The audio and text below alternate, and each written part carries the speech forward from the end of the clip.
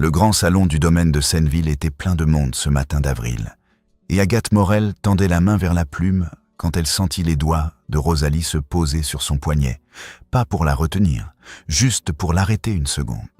30 invités regardaient.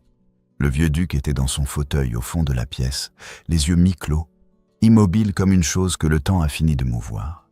Raphaël se tenait debout à côté de la table, souriant encore, les mains croisées dans le dos. Et il attendait que la femme qu'il aimait signe son nom sur le parchemin ouvert devant elle. Rosalie se pencha très près de l'oreille d'Agathe, et ce qu'elle dit tenait en 6 mots, prononcés si bas que seule Agathe les entendit. « Ne signe pas, c'est un piège. » Agathe ne retira pas sa main immédiatement. Elle laissa ses yeux descendre vers le bas de la page. Vers la dernière ligne, celle qu'elle n'avait pas lue parce que personne ne lui avait dit qu'il fallait lire jusqu'à la dernière ligne. Elle lut, et puis parce qu'elle était la fille de Gaspard Morel, et qu'elle avait appris de lui que les mots comptaient deviennent des chaînes. Elle lut cette ligne à voix haute, devant les 30 invités, devant le vieux duc, devant Raphaël. L'épouse conservera la charge d'herboriste du domaine, sans rémunération pour la durée du mariage. Sa voix ne tremblait pas. C'était ce qui frappa d'abord, pas le contenu de la clause, mais le calme avec lequel elle l'avait prononcée, comme si elle lisait un inventaire de semences. Le silence qui suivit fut du genre qui occupe l'espace jusqu'au mur. 30 pères dieux se tournèrent vers le vieux duc. Il ne bougea pas. Il n'avait pas bougé depuis qu'on l'avait installé dans ce fauteuil 2 heures plus tôt. Et il ne bougea pas davantage maintenant. Comme si cette clause n'était qu'une ligne parmi d'autres. Comme si le monde pouvait continuer de tourner sur cet axe-là. Ce fut Raphaël qui bougea. Agathe l'entendit faire un pas vers elle et elle se tourna vers lui.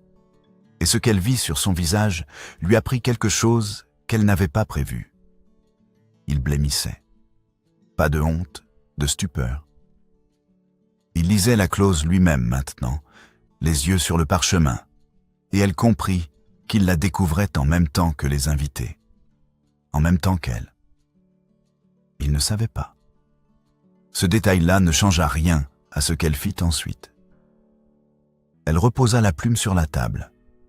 Le geste était précis, sans colère apparente, le même geste qu'elle faisait quand elle posait un scalpel après avoir terminé une dissection. Elle se redressa et s'adressa à la pièce entière, sans élever la voix. « Je ne signerai pas un contrat qui transforme mon travail en servitude. » Puis elle sortit par la porte du jardin. Ce n'était pas une fuite. On fuit quand on a peur. Agathe Morel n'avait pas peur. Elle refusait, ce qui est une chose entièrement différente. Et la distinction était visible dans la façon dont elle marchait. Derrière elle, le murmure des 30 invités s'éleva comme de la vapeur. Maître Fèvre, le notaire, ramassa le parchemin avec les gestes de quelqu'un qui range un objet compromettant. Madame Blanchard, la gouvernante, se tourna vers la fenêtre. Rosalie ne bougea pas du tout. Elle resta debout près de la table où la plume était posée, les mains croisées devant elle. Et son visage ne disait rien que les domestiques n'avaient pas le droit de dire dans cette maison. Raphaël s'approcha de son père. Il se pencha vers lui et dit très bas « Vous avez dicté cette clause. » Le vieux duc tourna la tête vers lui avec la lenteur d'un homme qui a depuis longtemps cessé de se justifier. Il ne répondit pas. Ce silence-là non plus ne ressemblait pas à de la honte. Il ressemblait à de la conviction, à la certitude tranquille d'un homme qui a décidé, une fois pour toutes, que certaines dettes ne se nomment pas. Raphaël se redressa. Il chercha Fèvre des yeux. Puis Chardin, l'intendant du domaine, qui se tenait contre le mur du fond depuis le début de la cérémonie, les bras croisés, le visage fermé comme une porte verrouillée. Raphaël regarda Chardin 1 seconde, 2 secondes, et quelque chose dans ce regard changea. Ce n'était plus de la stupeur, c'était le début d'une question. « Venez avec moi », dit-il à Fèvre et à Chardin. Il sortit par la porte intérieure vers l'antichambre et ils le suivirent. Pour comprendre ce qui s'était passé dans ce salon ce matin d'avril, il faut reculer de 18 mois, jusqu'au jour où Raphaël de Senneville était entré dans l'herbier pour la première fois et avait trouvé une femme à genoux dans la terre. Agathe Morel transplantait de la sauge. Elle n'avait pas entendu la porte s'ouvrir, ou peut-être qu'elle l'avait entendue et avait choisi de ne pas se lever, parce qu'on ne laisse pas des racines exposées à l'air plus longtemps que nécessaire, pour des raisons de protocole. Raphaël s'était arrêté à l'entrée. Il avait l'habitude des gens qui se levaient quand il entrait dans une pièce. Les domestiques, les fermiers, les fournisseurs, même les voisins qui avaient 20 ans de plus que lui. Agathe ne s'était pas levée. Elle avait dit, sans se retourner, « Si vous venez voir les remèdes du duc, ils sont sur l'étagère du fond. Si vous venez pour autre chose, attendez que j'ai fini. » Raphaël avait attendu, et puis, et c'était cela que ni lui ni elle n'avaient bien su expliquer par la suite, il s'était accroupi à côté d'elle. Pas derrière elle, pas à distance respectable. À côté, dans la terre, à 20 centimètres, et il avait regardé ses mains travailler. Elle avait nommé la plante sans qu'il demande Salvia officinalis, la sauge officinale. Les gens d'ici l'appellent la sauge des jardins. Mais son vrai nom lui vient du latin salvar, sauver. Elle avait tapé la terre autour de la racine avec la paume. Votre père en prend en infusion depuis 6 mois. Ça régule son cœur. Raphaël n'avait rien dit pendant un moment. L'odeur de la terre mouillée et de la sauge était dense dans l'air de l'herbier. Puis il avait demandé « Est-ce que ça marche ?»« Ça ralentit, ça ne guérit pas, mais ça lui donne du temps. » Ce fut la première conversation. Il y en eut beaucoup d'autres, dans l'herbier, dans les allées du domaine, une fois dans la bibliothèque, quand la pluie les avait surpris tous les deux, avec des brassées de plantes séchées à inventorier. Raphaël découvrit qu'Agathe nommait chaque chose par son nom exact, qu'elle ne simplifiait pas pour lui faire plaisir, qu'elle corrigeait ses erreurs sans s'excuser de les avoir signalées. C'était une expérience nouvelle. Il avait grandi dans une maison où personne ne le corrigeait. Il y avait eu un dîner, 6 mois après son arrivée. Un voisin, M. Aubert, propriétaire de terre à l'est du domaine, avait commenté, en se servant du rôti, que les filles d'apothicaires faisaient de curieuses convives pour une table de cette qualité. Agathe avait levé les yeux de son assiette et regardé Aubert sans rien dire. Raphaël avait continué de parler comme si de rien n'était. Mais il s'était tourné vers Agathe et lui avait demandé distinctement, devant toute la table, « Mademoiselle Morel, quel est le nom latin de la plante que vous m'avez montrée hier, celle pour les calculs biliaires ?»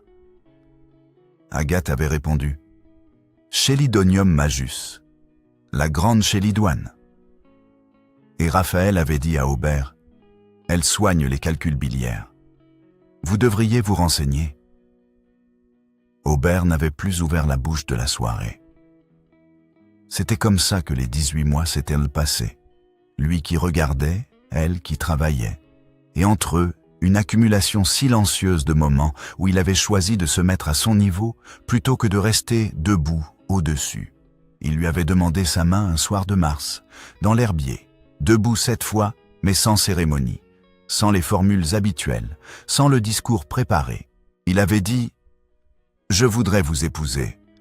Pas le domaine, pas l'herboriste, vous, Agathe Morel. » Elle avait regardé ses mains, qui étaient tachées de pigments verts ce soir-là comme la plupart des soirs, et elle avait dit oui. Il ne savait pas que son père avait dicté une clause supplémentaire à Fèvre la veille au soir. L'antichambre donnait sur le couloir de service. Raphaël ferma la porte derrière eux et se tourna vers Fèvre et Chardin. Fèvre avait posé le contrat sur la console et regardait ses propres mains avec l'expression d'un homme qui cherche où mettre la responsabilité qu'il tient. Qui a dicté cette clause ?» demanda Raphaël. Fèvre répondit sans lever les yeux.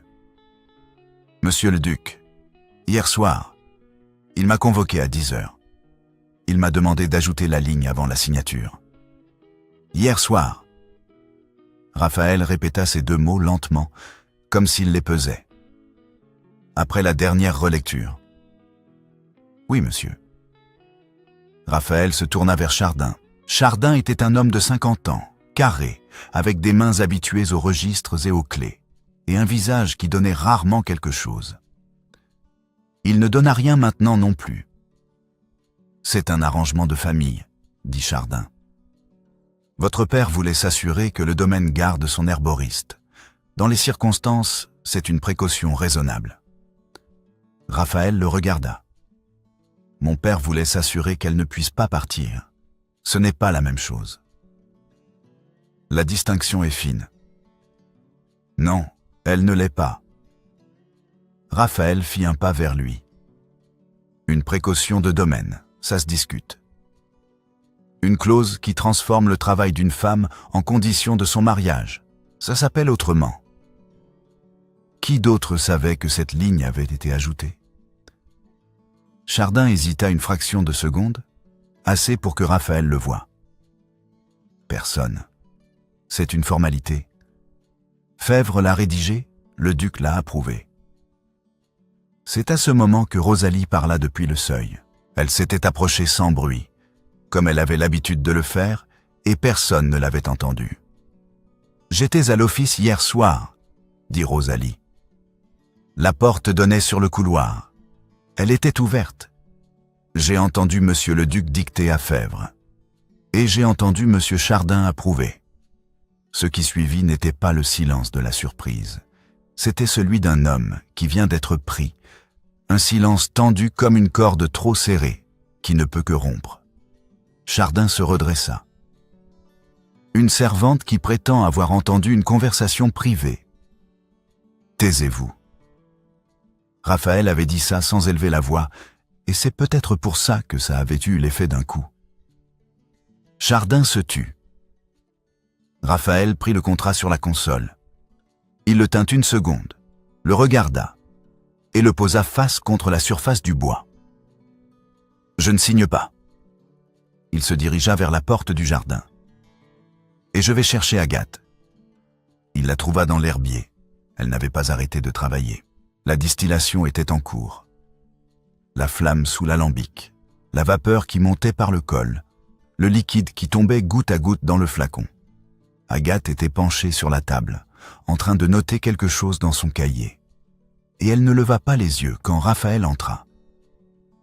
Il s'arrêta à l'entrée, comme 18 mois plus tôt, et il attendit. « Tu n'as pas arrêté, » dit-il. « La distillation ne s'arrête pas parce qu'il y a un problème dans le salon. » Raphaël entra.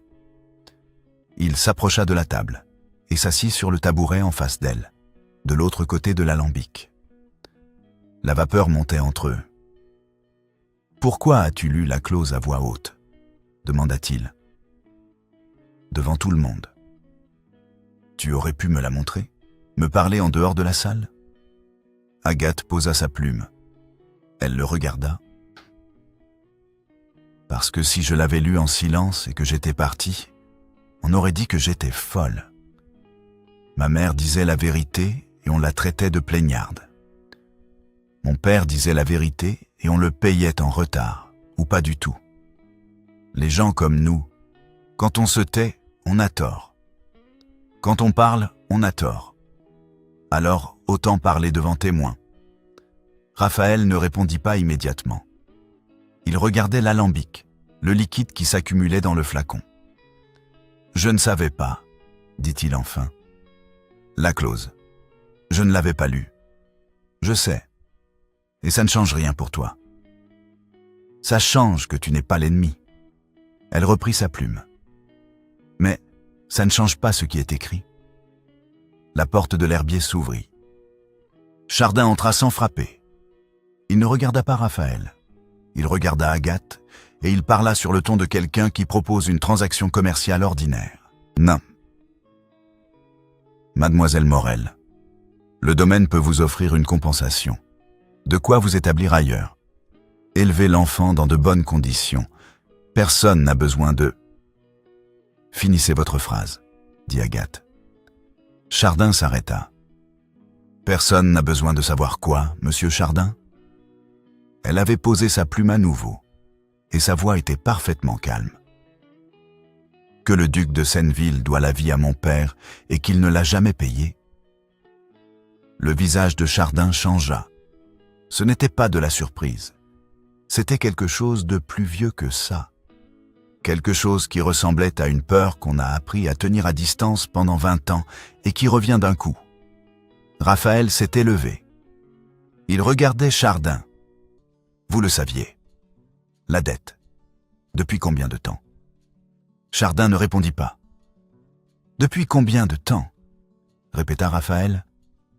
Chardin laissa tomber le mot comme une pierre dans l'eau. 20 ans. La vapeur de l'alambic continuait de monter entre eux. Agathe referma son cahier. « Mon père s'appelait Gaspard Morel, » dit-elle. Il était apothicaire à Lyon. Il a été appelé au domaine en 1793, parce que le duc était mourant et que les médecins ne savaient pas quoi faire. Mon père a fait un cataplasme de digital. Le duc a survécu. Et mon père est rentré à Lyon sans avoir été payé, parce qu'on ne paye pas un apothicaire de la même façon qu'un médecin, et parce que certaines personnes trouvent de plus commode de ne pas devoir la vie à quelqu'un qui vend des plantes. Elle se leva. Mon père est mort il y a 3 ans. La dette n'a jamais été nommée. Et maintenant son nom est dans mon contrat de mariage. Mais pas comme on nomme une dette, comme on nomme une propriété. Raphaël se tourna vers Chardin. « Sortez !» Chardin sortit. Raphaël resta debout un moment, les mains le long du corps. Puis il dit « Je vais annuler le contrat. »« Je sais que tu vas l'annuler, » dit Agathe. « Ce n'est pas suffisant. » Il la regarda. « On a... La dette sera nommée à voix haute, pas par toi, par ton père, avant qu'il meure. » Ce soir-là, Agathe distillait encore quand Raphaël revint à l'herbier. Il était tard. La lumière des bougies faisait danser les ombres sur les étagères de plantes séchées et la vapeur de l'alambic donnait à l'air une densité de brume matinale. Elle avait les mains tachées de pigments verts, comme souvent. Les doigts, les poignets, la ligne intérieure du poignet jusqu'à la paume. Il s'approcha de la table et prit sa main. Pas pour la guider, pas pour l'arrêter. Il la tint dans les siennes et la regarda. Les traces vertes, la ligne précise où le pigment finissait et la peau commençait, comme une frontière tracée par le travail. « Tu portes ton travail sur la peau, » dit-il. « Ça part à l'eau chaude. » Je ne disais pas que c'était un problème. Il traça du bout du doigt la ligne où le verre finissait. Elle laissa sa main dans la sienne sans la retirer. « Ma condition tient, » dit-elle. « Tiens, je sais. Je vais lui parler. Il ne dira rien s'il ne le veut pas. Peut-être. Mais je vais lui parler quand même. » Elle retira sa main doucement et retourna à son travail. Raphaël ne partit pas. Il s'assit de l'autre côté de la table, les bras croisés sur le bois, et il regarda la vapeur monter. Il resta ainsi 20 minutes sans parler, et Agathe travailla sans lui demander de partir. Ce fut elle qui parla la première. « Tu distilles quand tu as peur, » dit-il. Elle corrigea. « Tu regardes quand tu ne sais pas quoi dire. » Il laissa passer un instant. « Oui, » dit-il. Quelque chose avait changé dans cette pièce ce soir-là. Pas entre eux, mais en lui. Raphaël de Senneville, assis sur un tabouret dans l'herbier à minuit, comprenait pour la première fois que l'honnêteté personnelle n'était pas suffisante. Il n'avait pas menti. Il n'avait pas su. Mais le domaine fonctionnait. Les comptes étaient tenus. Et les dettes, certaines dettes, restaient invisibles parce que personne ne les cherchait. Il avait grandi dans cette maison-là. Il en avait bénéficié. Et cette nuit, pour la première fois, Il choisissait de se mettre du côté d'Agathe plutôt que du côté du nom qu'il portait. Les jours qui suivirent, Chardin ne resta pas sans agir. Raphaël trouva le bureau de Fèvre ouvert un matin, le tiroir du bas forcé. Le brouillon du contrat, celui qui portait les corrections marginales, celle où on pouvait lire l'écriture du vieux duc en marge, les ajouts de la veille au soir, avaient disparu. Raphaël fit chercher Chardin. Chardin dit qu'il ne savait pas de quel brouillon il parlait. Mais quand Raphaël passa devant le bureau de l'intendant cet après-midi-là et que la porte était entr'ouverte, il vit le coin du parchemin qui dépassait sous le registre de compte.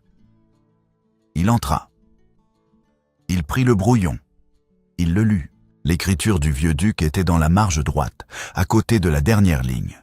Les mêmes mots, la même main tremblante, que sur tous les documents que son père avait signés ces 2 dernières années. Il rangea le brouillon dans sa veste. Chardin, pendant ce temps, avait écrit à 2 familles voisines. Agathe ne le sut pas tout de suite. C'est Rosalie qui lui rapporta, une semaine après, que Madame Aubert avait dit à Madame Blanchard que l'herboriste avait refusé le mariage sans raison valable et qu'on parlait d'une instabilité de caractère. Agathe écouta Rosalie, rangea les feuilles de mélisse qu'elle était en train de trier et dit « Merci ». Elle ne demanda pas ce qu'on pouvait faire contre ça. Elle savait qu'on ne pouvait rien. Pas encore. La grossesse, à 3 mois, commençait à se voir sous les robes droites qu'elle portait pour travailler. Madame Blanchard avait posé la question à Rosalie dans le couloir de service. Pas méchamment, mais avec cette façon qu'ont les femmes de certaines positions de poser des questions qui ne sont pas vraiment des questions. Les regards dans le domaine avaient changé. Pas tous, Rosalie ne changeait pas, Fèvre non plus. Et le vieux jardinier continuait de la saluer chaque matin, comme si rien ne s'était passé. Mais les autres regardaient différemment, avec cette légère retenue des gens qui ne savent pas encore dans quel camp il faut se mettre. Agathe continuait de soigner les remèdes du vieux duc. Personne ne le lui demandait. Elle le faisait parce que c'était son travail, et que le fait que le vieux duc ait mis une clause dans son contrat ne rendait pas sa digitale moins nécessaire à son cœur défaillant. Elle montait chaque soir, posait les plantes séchées sur la table de nuit de sa chambre. Sans entrer, sans regarder, et elle redescendait. C'est une nuit de la semaine suivante que Raphaël entra dans la chambre de son père. Il ne savait pas pourquoi il y allait à cette heure-là. Peut-être parce que la lumière sous la porte l'avait arrêté dans le couloir. Ou peut-être parce qu'il ne dormait pas et que le silence de la maison l'avait conduit là sans qu'il s'en rende compte. Il poussa la porte sans frapper. Le vieux duc était éveillé. Il était assis contre ses oreillers et il tenait dans ses mains la digitale séchée qu'Agathe avait laissée sur la table. Il ne regardait pas la porte. Il regardait la plante. Et il parlait.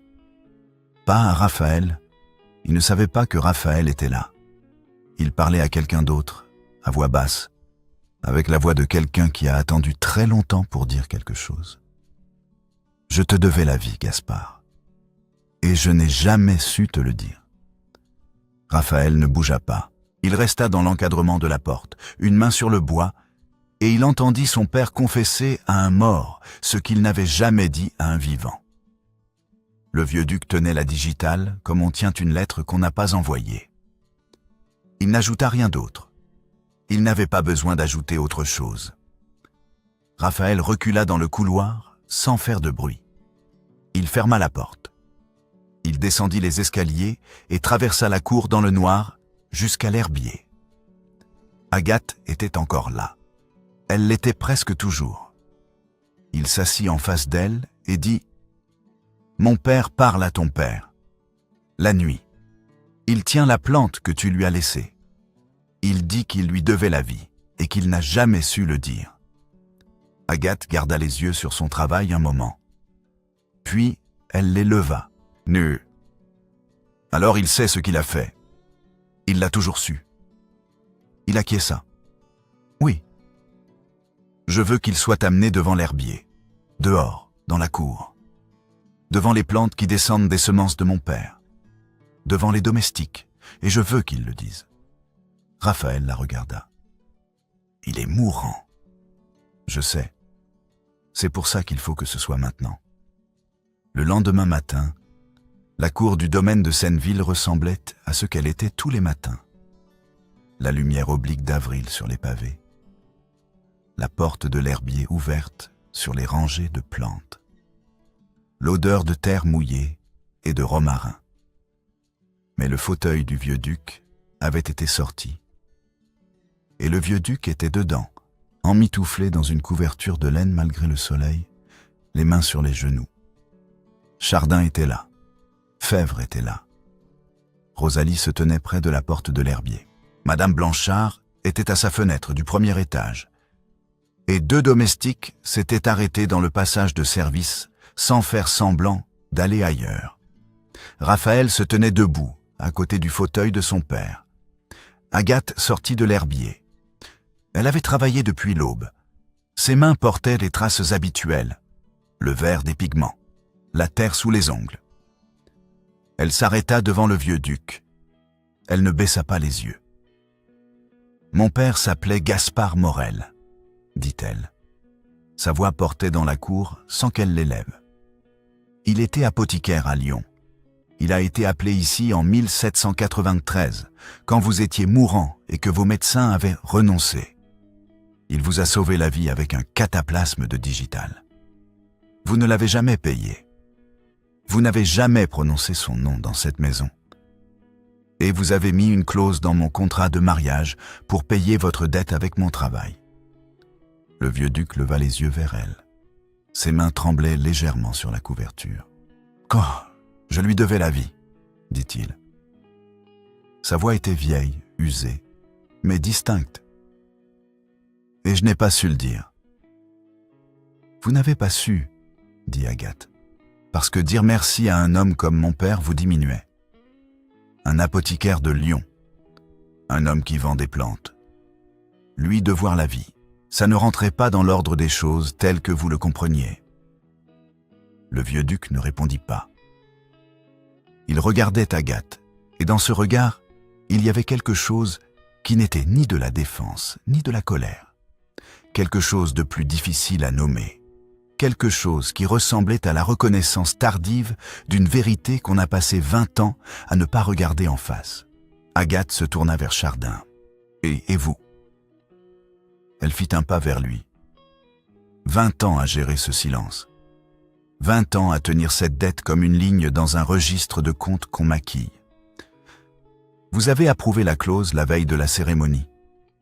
Vous avez offert de me payer pour que je parte. Comme si j'étais une créancière qu'on solde. Comme si mon père était une ligne qu'on efface. Chardin ouvrit la bouche.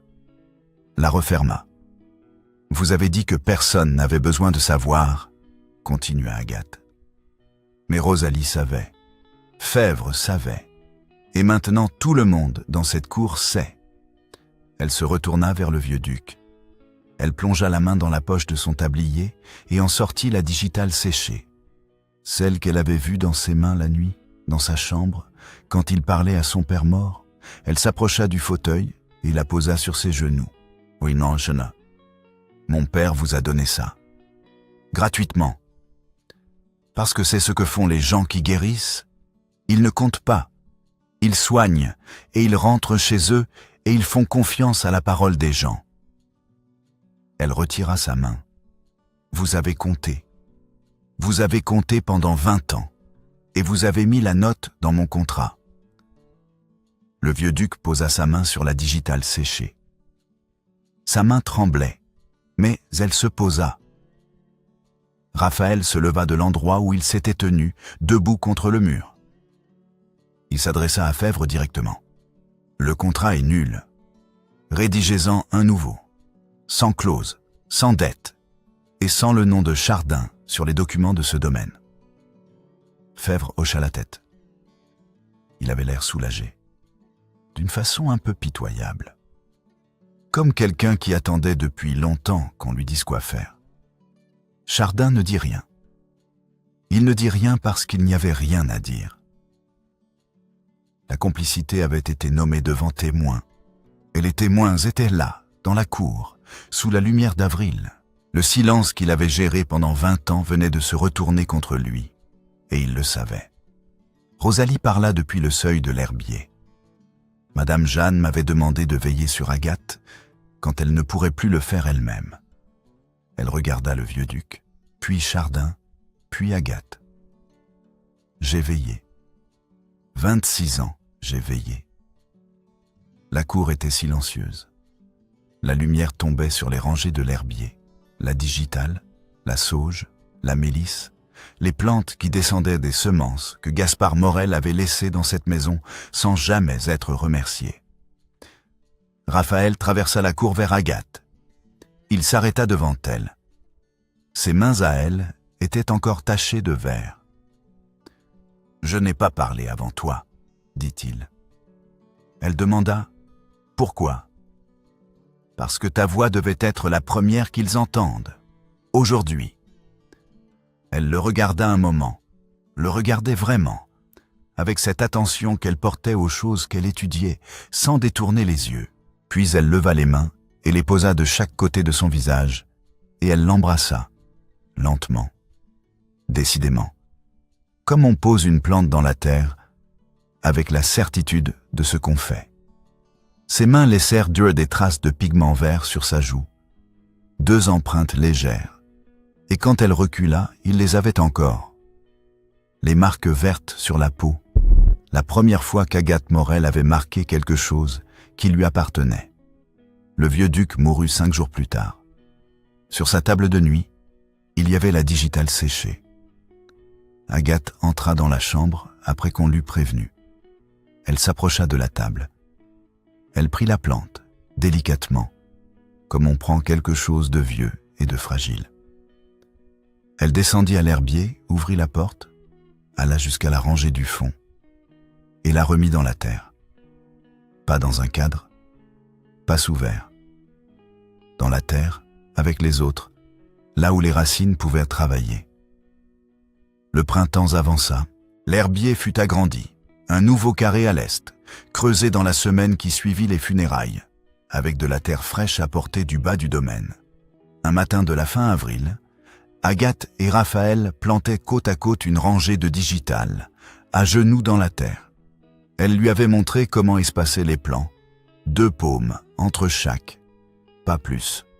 Ils travaillaient avec l'application d'un homme qui fait quelque chose pour la première fois et qui veut bien faire. Mais ils plantaient mal, l'angle de la racine trop vertical, la motte trop haute. Agathe prit son poignet et le guida sans le lui dire d'abord. Puis, plus profond, et incline la racine vers l'est, sinon elle ne tiendra pas l'hiver. Il recommença. Cette fois, c'était juste. Ils travaillèrent ainsi jusqu'à ce que la rangée soit complète, et la lumière d'avril était sur leurs épaules, et sur la terre retournée entre eux. Le ventre d'Agathe se voyait maintenant sans ambiguïté. Une rondeur tranquille sous le tablier. Une présence qui n'avait plus besoin d'être cachée ou expliquée. Dans le cahier de travail de l'herbier, un cahier ordinaire, cartonné, avec les pages cornées par l'usage, Agathe avait inscrit à la première page de la section digitale Digitalis purpurea. Gaspard Morel, 1793. En dessous, de la main de Raphaël. L'encre encore fraîche. Jardin agrandi par Agathe Morel, avril 1813.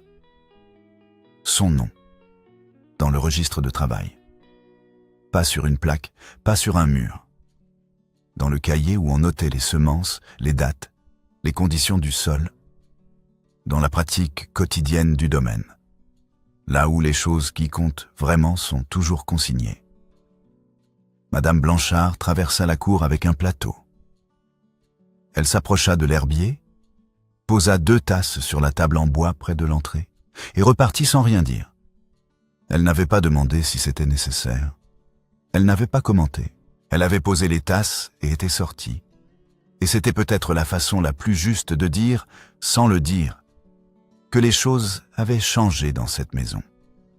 Que quelque chose de vieux et de honteux avaient été nommés et que maintenant, on pouvait recommencer. Agathe s'essuya les mains sur son tablier et alla prendre les 2 tasses. Elle en tendit une à Raphaël.